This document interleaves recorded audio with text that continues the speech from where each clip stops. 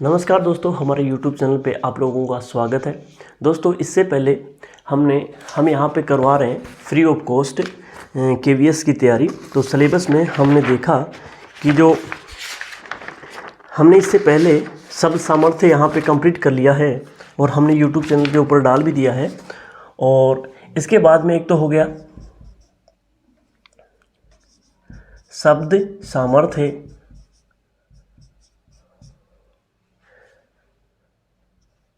सामर्थ्य और दूसरा है इसमें पठन कौशल, जिसको आज हम पढ़ने वाले हैं। और इसके बाद में हिंदी का एक और चैप्टर है जिसमें है व्याकरण एवं प्रयुक्ति।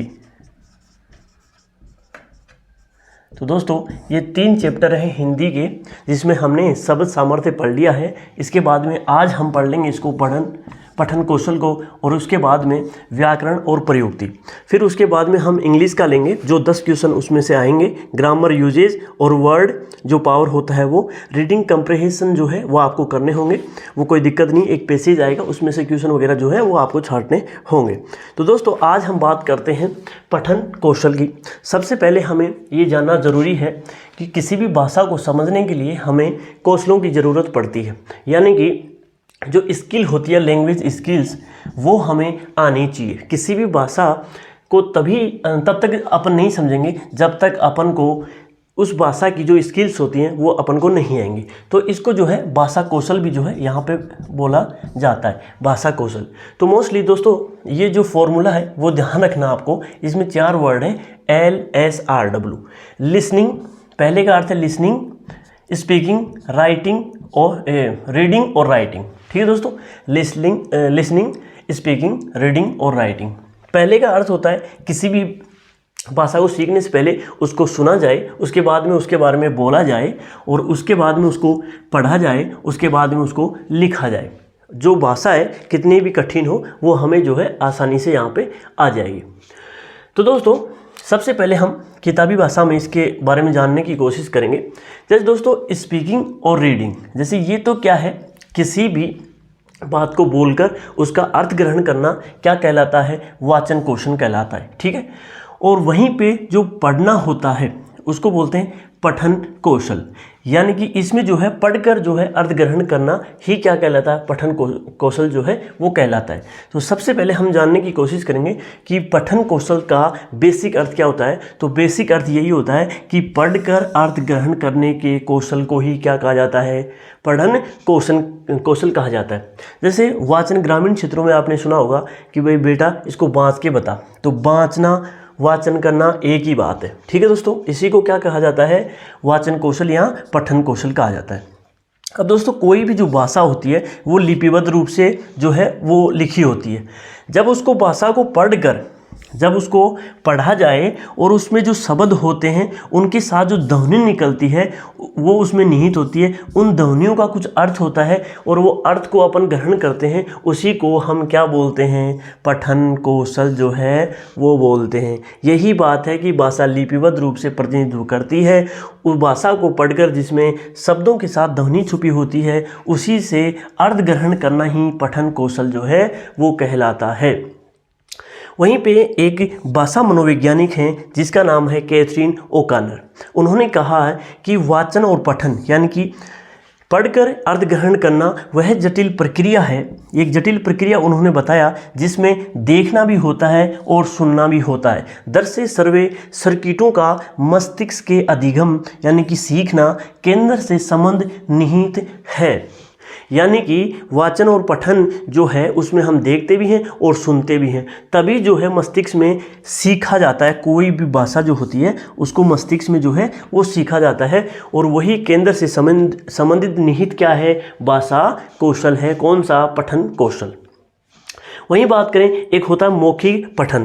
तो ये क्या होता है, तो लिखित भाषा के ध्वन्यात्मक पाठ को मौखिक पठन कहते हैं। यानी कि ऐसे कोई भाषा लिखी हुई है उसमें से जो ध्वनि निकलती है और उसका पाठ करते हैं तो उसको क्या बोलते हैं, मौखिक पठन बोलते हैं। वहीं पे बात करें दोस्तों हमने कि पठन कौशल क्या होता है, जिसमें अर्थ ग्रहण किया जाए। ठीक है। वहीं पे बिना अर्थ ग्रहण किए कोई भी पठन नहीं हो सकता। यानी कि जब तक हमें किसी भी भाषा का अर्थ नहीं पता है तब तक उसको पढ़ना जो है वो ठीक नहीं रहता, क्योंकि उससे जो है हमें क्या नहीं मिल पाता, ज्ञान नहीं मिल पाता। तो मौखिक पठन वही होता है जिससे कोई लिखित भाषा है उससे ध्वनि निकलती है और उसको पाठ करना, उसको दोहराना ही क्या है, मौखिक पठन कहलाता है। और बिना अर्थ ग्रहण किए कोई भी पठन नहीं हो सकता, यह आपको ध्यान रखना है। इसके बाद में दोस्तों हम देखते हैं कि वाचन और पठन का हमारी लाइफ में या बच्चों की लाइफ में, एक टीचर की लाइफ में क्या महत्व रहता है। तो दोस्तों जब कोई भी किसी भी चीज़ का या भाषा का हम पठन करते हैं या वाचन करते हैं तो इससे सबसे बेस्ट तो ये है कि इसका महत्व ये है कि इससे क्या होती है, शिक्षा प्राप्ति होती है। हम कोई भी चीज़ को पढ़ते हैं तो उससे क्या, नॉलेज गेन होगी, ठीक है, ज्ञान बढ़ेगा। ज्ञानोपार्जन जो है वो साधन कौन सा, पठन कौशल। वहीं पे नवीन जानकारी जो है वो प्राप्त होंगी। वाचन मनोरंजन में सहायक है। हम जो है किसी भी चीज़ का, जैसे कॉमेडी की कोई कॉमिक्स है तो उसको पढ़कर भी जो है मनोरंजन कर सकते हैं। तो वाचन जो कौशल होता है वो किस में सहायक है, मनोरंजन में भी। सामाजिक, जैसे समाज के बारे में हम पढ़कर जान सकते हैं, ठीक है, राजनीति के बारे में पढ़ के सीख सकते हैं, साहित्य के बारे में पढ़ सकते हैं, सांस्कृतिक रीति रिवाज जो होते हैं उनके बारे में। और उन सभी के विकास के लिए जो है क्या इम्पोर्टेंट है, वाचन पठन का जो है वो महत्व है।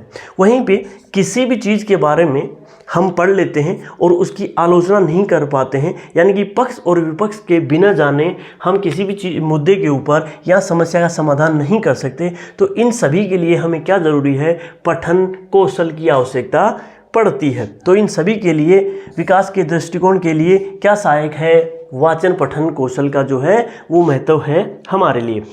वहीं पे बात करें हम पठन और वाचन कौशल के मुख्य उद्देश्य कौन से, तो दोस्तों इससे एक तो बालकों में सहस्वर वाचन का विकास होता है। जब तक बालक किसी चीज़ को अच्छे तरीके से सहस्वर पढ़ेंगे नहीं तो उनका जो सहस्वर वाचन है उसका विकास कैसे होगा।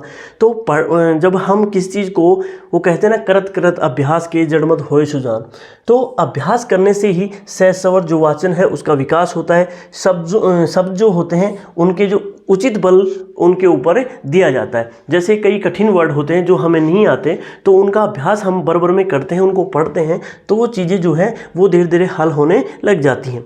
वहीं पे जो हमारे इमोशंस होते हैं, भाव भंगिमाएँ होते हैं, उनके अनुकूल जो है वो स्वर आने लग जाते हैं। किसमें, वाचन कौशल या पठन कौशल जब हमें करते हैं। इसके अलावा पठित अंश का भाव ग्रहण करना, यानी कि क्या चीज़ पढ़ रहे हैं और जो हमें वो चीज़ है वो क्या समझाना चाह रही है, तो उसका जो अंश है वो भाव ग्रहण किससे कर सकते हैं हम, किससे, पठन कौशल से। वहीं पे बात करें किसी भी प्रकार की पठन जो सामग्री है उसमें त्रुटियां हैं तो उनका निवारण भी हम किससे कर सकते हैं, उसको पढ़ के ही कर सकते हैं। हमारे शब्दों में यदि हमें वृद्धि करनी है, अच्छे अच्छे शब्द जो है हमारा भंडार करना है शब्दों का, तो किससे होगा, पढ़ने से ही होगा। Without education nothings there. तो यहाँ पे बिना पढ़ाई के कुछ भी नहीं है, पढ़ेंगे कुछ नॉलेज गेन होगा। अब बात करते हैं दोस्तों वाचन पठन के आधार क्या क्या है। तो वाचन मुद्रा जो है, पहले तो वाचन जो है वो किस प्रकार से, किस आधार पे होता है, तो मुख्यतः इसकी दो जो है वो आधार, एक तो वाचन मुद्रा, यानी कि हम किस प्रकार से जो है वाचन करते हैं, खड़े होके करते हैं, बैठ के करते हैं, हमारी भाव भंगिमाएँ क्या हैं, तो उनके आधार पे जो वाचन मुद्रा होती है, जैसे बैठ के खड़े होना वाचन सामग्री है, हाथ में ग्रहण करने की रीति है, भावानुसार हाथ पैर आदि की जो स्थिति होती है उनको हम बोलते हैं भाव मुद्रा। जैसे दोस्तों मैं आपके सामने यहाँ पे आ जाता हूँ तो ये वर्ड आपको दिखेंगे नहीं, तो जैसे मेरे लिखने का तरीका जो है वो राइट हैंड से ऐसे लिखा जाएगा जिससे आपको वो जो चीज़ दिख जाए आराम से, ठीक है दोस्तों। इसलिए जो है वाचन करते समय मुद्रा का बहुत ज़रूरी ध्यान रखना होता है। वहीं पे बात करें वाचन करते समय हमारी जो शैली है वो क्या होती है, तो हमें एक तरीके से ही बोलना आना चाहिए। यही स्टूडेंटों के ऊपर लागू होता है, यानी कि जो आरोह अवरोह के साथ पढ़ना, पुस्तक को एक हाथ में पकड़ना। जैसे दोस्तों यदि मैं आपको देख के लिखाऊं यहाँ पे, तो मेरा ये क्रम होता है, यानी कि मैं ऐसे देख के आपको ऐसे लिखाऊं, ठीक है, एक हाथ में किताब हो और ऐसे मैं आपको लिखवाऊं, तो ये मेरी शैली होनी चाहिए। वहीं पे यदि बाहरी किताब है, लंबी किताब है, तो मैं दोनों हाथों से पकड़ के ये ऐसे समझाऊं आपको। तो ये जो है वो वाचन पठन की एक क्या है, शैली है। इसके आधार पे ही जो वो आरोह अवरोह के साथ पढ़ना, यानी कि जो क्रम है वो एक अनुकूल क्रम होना चाहिए। ऐसे नहीं कि एक बार हम धीरे बोल रहे हैं और एक बार तेज बोल रहे हैं, ठीक है। पुस्तक को एक हाथ में पकड़ना, ठीक है, और यदि दोनों हाथों में पकड़, जैसे बाहरी किताब है तो दोनों हाथों में भी इसको पकड़ सकते हैं। इसके अलावा दोस्तों एक बार नोट करो, इसके बाद में दोस्तों हम पठन वाचन कौशल की कुछ विशेषताओं के बारे में बात करेंगे कि इनकी जो प्रमुख विशेषताएं हैं वो कौन कौन सी हैं।